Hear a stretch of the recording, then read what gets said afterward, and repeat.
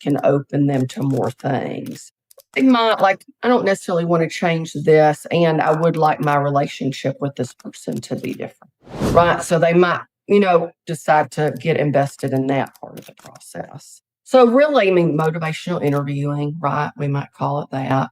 I really try to go more for like, what can you get invested in that's important to you? Yeah, it's like, what's going to let you feel better? Well, I typically worked with students that were pre-identified.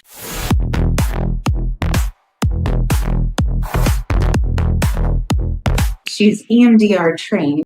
Today, I'm sitting down with Shalene Pierce, a therapist with over 15 years of experience in wilderness programs, crisis intervention, and trauma recovery. What makes her work so powerful isn't just the depth, it's the joy that she brings into the room. Shalene believes play, movement, and even laughter are some of the most underrated tools for healing. Get ready for a conversation that reminds you healing doesn't have to be all heavy. It can be playful too. Again for coming on back. Yes, I'm happy to be here. Well, we appreciate your time. Today, because I always like to just jump in because people are busy. Mm-hmm. Today, I wanted to talk about more of a humor, light side of therapy of mental health, because I think it's important for people to recognize that therapy doesn't always have to be down and deep and overwhelming, that there can be moments of humor, that we can have moments of being lightheartedness. I could talk today. How do you bring humor and that into your work, especially since you deal with so much trauma throughout your career? Well, I love to laugh. I mean, just in general, like I love to laugh. I love to have a good time. I'm somebody who has a lot of energy. I tend to be more playful and joyful as my own nature. Certainly there have been times, in my life that those things have been challenged as well. And I find that the more that I reconnect with that, the healthier and the more balanced that I am. So for me, there's some naturalness to it to kind of make some jokes, just naturally and interact with people in just a natural way. And part of what I find is that, right, it's so important to hold both, right? Like whether it's grief, that you also want the gratitude, right? And to be able to hold both of those things at the same time. It's like with trauma, there can be such a darkness that can, happen from that, and a heaviness. And then to be able to balance. And from my perspective, simultaneously, it creates some of that safety in the nervous system, because it's like, oh, right, if you're going into your session, especially if you know that that's the kind of work that you're doing, right? And people going into the session and, they've got their own internal experience of that. But when you even, right, like you chuckle a little bit, it changes things physiologically. And so it's just softens that a little bit and can open it up so that it's, it's like, yes, it's all, to some degree, it's intense when you do that work, period. And it can just soften that intensity a little bit. You said that you try and stay connected to that playful side. How? And what are some ways that people can do that? I noticed it was easier for me when I became a mom because I was forced to play. I also recognized some of the kid play stuff I did not like. Yeah. But I don't know if I would have been given an opportunity to get back to play or playfulness. Because in my day-to-day, it's not something I necessarily run into or have conversations about it.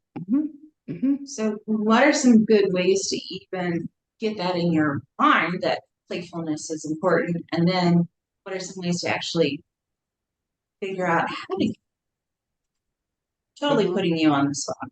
Yeah, but how to do it. Because really, we're not encouraged to play as adults. No, sit there. That's it. Sit 8 hours, like, 10 hours, and then go home and be happy. Yes. Hobbies don't work that way. No, it's like this constant seriousness about Mhm. things, which there's a place for that, certainly. And all the seriousness, I mean, again, it can just be heavy. Yeah. And seriousness is going to come as an adult, right? Like we're all going to be You dealing can't with avoid that. it. Uh-huh. And creating some of that play. It's interesting when you mention like the dynamic of being a parent, because I think, the play when you work with kids in your practice, it creates some of those opportunities too. Now, how do like things that I try to do, I think like being outside creates, opportunities to play. I mean, I So think about being in like, an environment that hmm allows for play. hmm I mean, fireflies, right? Like it's such a small Uh-huh. example, and kids can't help themselves, right? I mean, they're just in awe of it. It's like if we can slow down enough to also like allow ourselves the opportunity to have those like, oh God, look at them, they're everywhere, right? If you've ever driven somewhere where, really like it's dark, there's not as much light, right? That's happening, which I know isn't, as feasible in some areas of the world, or big cities, Mhm. but it's like they can just be everywhere, the awe of that. I think I find that too in the sense of movement, which totally gets me into like bilateral stimulation, right? I mean, walking, all of those things can be playful. Hula hooping, I really love that too. There's all kinds of movement arts, yoga festivals encourage a lot of play. So I mean, as much as you can like get out, try different things, I think being with our friends is a really big one for play. I think there's just the tendency for some of that energy, to kind of get going when you're hanging out with your friends or in your community. Well, it kind of gives you that permission to be a child with your Hmm. friends, and you can just. Yes. There's not a lot of environments adults get to be in where they can just be themselves and be Uh-huh. silly or spontaneous without getting a look or something. Absolutely. Music, I think, is another place that's really great, right? Going to, shows, concerts, Yeah, outdoor events. Hmm. you just get in the mode. So many people, when they go to a concert, they'll just start singing along and moving and dancing, and Uh-huh. they don't care who's watching them. It's lovely. Yes. And there's so many other people that are doing it, True, true. right? That collectiveness. Hmm. It gives us that permission. Absolutely. Like, I mean, don't you love, I love it when I see somebody who's got like a real unique, like style of Mhm. moving or dancing. I'm like, yeah. And then it gives me permission to, do whatever. Like maybe I'll try a little something different. You are certainly in the right field of work.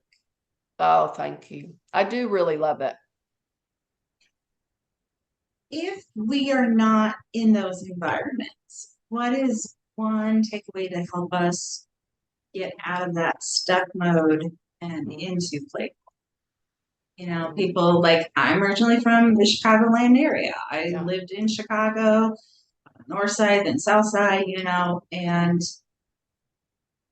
there's not a lot of opportunity for nature, first of all. Hmm. Yeah. Everything is very serious, Hmm.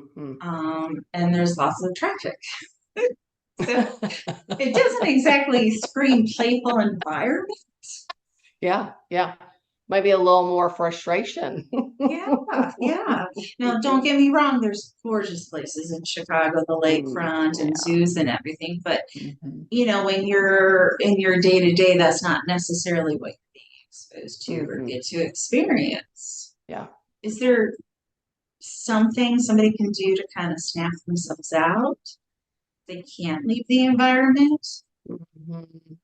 Is it as Well, the simple as first, buying a hula hoop? Or sorry, go ahead. well, yeah, I mean, I think it could be, I think that you could do hula hoop. I think you could also get a little something that, kind of tickles you. Does that make sense? Like, maybe something that's like makes you giggle. I mean, you could print it, you could buy it, right? Up in your I little like like that.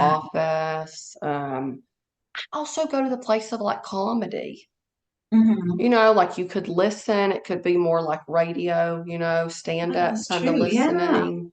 You could watch too. I mean, of course, kind of TV. I'm somebody like in my home, we call it like a palate cleanser. Like, we don't watch things that are like dark, disturbing, upsetting before bedtime. It's like, so we Oh. might watch something that's, I mean, let's just say like it's true crime or, something Mhm. like that or NCIS, I mean, any of that kind of Mhm. stuff. But I'm not going to watch that and then go to bed. Like I'm going to throw in something that's like light, funny, so that when I actually lay my head down, I have not prepped for my mind to be like coming off of all that information. I love that. A palate cleanser before you Mm. sleep. You should patent that. That's awesome. Shalene's palate cleanser. Palate cleanser. I like it. I love it. You could get it out there. Um, Before I let you go, I want to make sure we take a moment again to take a breath. So let's take a breath in and a breath out. This time we're going to add in a little affirmation, little thought. I can slow down and be playful. So let's breathe in and out and say that either out loud or to yourselves. Breathe in, I can slow down. Breathe out, be playful. Just a little reminder that we feel kind of neat sometimes. Shalene, anything else you would like to leave our listeners with other than my takeaway, which is I need to get a hula hoop. Give it a try again. I love that. I think that's a great takeaway. I'm going to go look that up. It's going to make my kids laugh, if nothing else, at Yes. me attempting to do hula Uh-huh. hoop, which I haven't done in 20 plus years. Yes, it'll be fun. It'll be fun for someone. Well, thank you, Shalene, again for coming. And You're so thank welcome. you, my listeners, for spending time with me on Notes to My Nervous System. If this gave your brain a little breather, hit follow, leave a quick review. If it's negative, keep it to yourself. I don't want to read that. Share this podcast with a friend who could use some calm.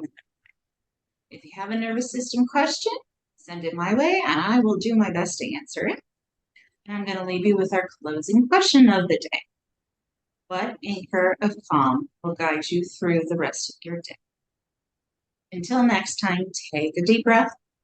Be kind to your own mind. This was fun. Thank you so much. Yeah, it was fun. I enjoyed it. Yeah, just chit-chatting, talking about different things. I Uh-huh. like it. Yeah. And I think there's always something somebody can pull away to help themselves feel a little better is always important and valuable. Yeah. I like the ease of it. And I like that it's like, a quick, short. Yeah, no, I don't have much of an attention span. 20 to 30 minutes show is perfect for me. Yeah, it's awesome. Thank you. I'll see you soon. Yes, I'd love that. Awesome. Bye. Bye. If there's one thing to take away, it's that joy and play aren't extras. They're medicine for your nervous system. Try a little humming, step outside, grab a hula hoop, and notice the shift. And if you want more ways to reset in the middle of stress, the Mind Circuit app has quick tools to help you regulate anytime, anywhere. Share this with someone who needs a reminder that healing can also feel light. And if you're leaving a review, let's make it a nice one.